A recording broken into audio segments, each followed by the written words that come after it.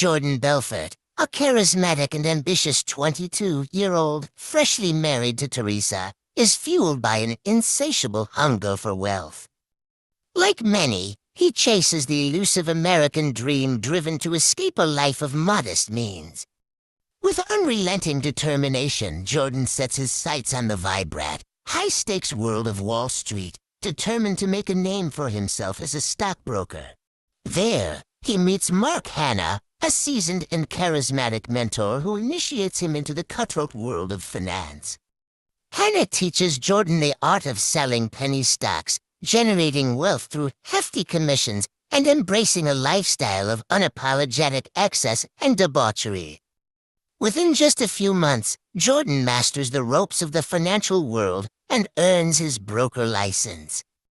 However, his triumph is short-lived, as the company shuts down on his first day as a licensed broker. Undeterred, Jordan seeks new opportunities at Investors Center, a small firm run by Dwayne. Curious about their trading methods, Jordan asks Dwayne what they use, noticing the absence of computers.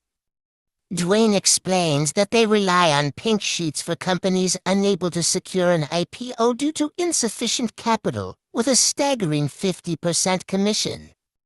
Jordan, accustomed to 1% commission, is shocked and seeks clarification. If I secure a $10,000 investment, does that mean I'll earn $5,000? He asks. Dwayne jokingly affirms, clearly doubting Jordan's ability to achieve such a feat. Emboldened by his mentor's teachings, Jordan unleashes his persuasive sales tactics, skillfully manipulating conversations to transfer wealth from investors' pockets into his own. With a silver tongue and unbridled confidence, he convinces an investor to part with $4,000, earning himself a staggering $2,000 commission. The room falls silent, jaws dropped in amazement, as some even scribble notes to replicate Jordan's success. As Jordan continues to make lots of money, he starts spoiling his wife with expensive jewelry and luxury cars. However, she is skeptical about his methods of making money. Why don't you sell these worthless stocks to rich people who wouldn't be affected if they lose money? She asks, leaving Jordan pondering. Jordan meets Donnie, who is astonished by Jordan's car and asks how much he makes. Jordan reveals he made over $70,000 last month, and Donnie promises to quit his job if Jordan shows him his payslip. Without hesitation, Donnie quits his job and Jordan brings Donnie on board. Jordan finds other traders to work for him, promising to make them all rich. He starts his own firm, Stratton Oakmont, training them to sound like professionals and providing scripts to practice. His strategy targets the wealthiest 1% of America, initially selling Disney stocks to earn their trust, then peddling penny stock for 50% commission. His company quickly expands, and they move into bigger offices, indulging in debauchery activities like wild parties. Drugs and women. Over time, Jordan's wealth skyrockets. However, his wife's unease grows, and she questions the ethics of his success. As Stratton Oakmont's success soars, Jordan becomes a media magnet. Top publications clamor to feature him, and he revels in the attention. However, his newfound fame also attracts unwanted scrutiny from the FBI. During a lavish housewarming party, Jordan meets Naomi, and his world is turned upside down. Entranced by her stunning beauty, he effortlessly forgets his marital vows. Teresa, sensing infidelity, discovers Jordan and Naomi together, and her worst fears are confirmed. Devastated, Teresa files for divorce, ending their tumultuous marriage. Jordan, now unencumbered, indulges in his affair with Naomi. Meanwhile, Stratton Oakmont continues its meteoric rise. Jordan and his team take a company public, earning respect and credibility on Wall Street. This strategy move cements Stratton Oakmont's reputation as a force to be reckoned with. Jordan showers Naomi with opulence, culminating in a lavish yacht gift. He proposes, and she enthusiastically accepts. Their fairy tale wedding is a spectacle with guests mesmerized by the couple's breathtaking love. Meanwhile, the FBI intensifies its pursuit, forcing Jordan to conceal his assets. Desperate for a secure haven, he turns to Naomi's aunt in Sweden. Utilizing his associate's family connections, Jordan orchestrates a clandestine money transfer to Sweden.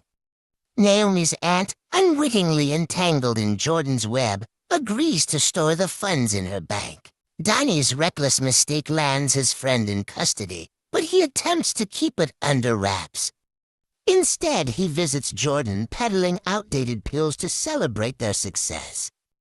Unaware of the delayed effects, they pop pills every 10 minutes, impatient for the high. As the drugs finally kick in, Jordan uses a payphone to call his lawyer, who reveals the FBI has bugged his house. However, Jordan's incapacitated state renders him unable to comprehend or respond coherently. Jordan manages to crawl to his car and miraculously drives home without incident, focused solely on stopping Donnie from using the phone.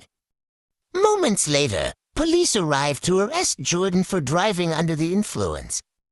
The scene is chaotic, Jordan's car is damaged, and he's left in a stupor. Jordan's lawyer skillfully navigates the DUI charges, securing his release due to lack of conclusive evidence.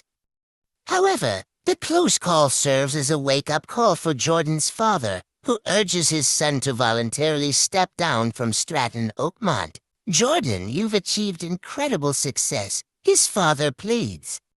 "You've lifted our family out of poverty and secured your children's future.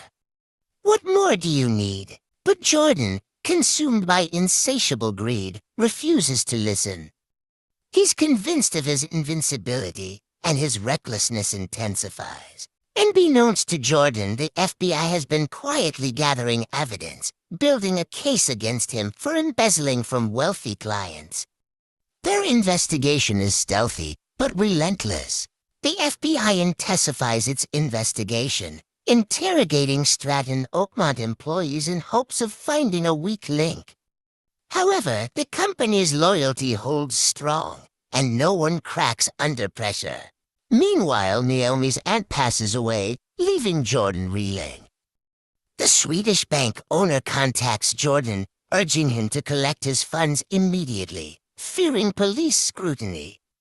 Fortunately, Naomi's aunt had named Jordan as the beneficiary. With time the essence, Jordan coerces Captain Spicer to sail to Sweden despite treacherous weather. The yacht battles raging seas, ultimately succumbing to the fury of the storm. Miraculously, everyone on board survives. The Swedish bank owner's sudden arrest on unrelated money laundering charges involving a Chinese restaurant ensnares Jordan in the investigation. Incarcerated and facing 20 years, the FBI pressures Jordan to cooperate, offering a deal, betray his associates, or forfeit his freedom. Initially, Jordan refuses, loyal to his friends. However, as his assets are frozen and he's forced to sell his home to afford lawyers, desperation sets in.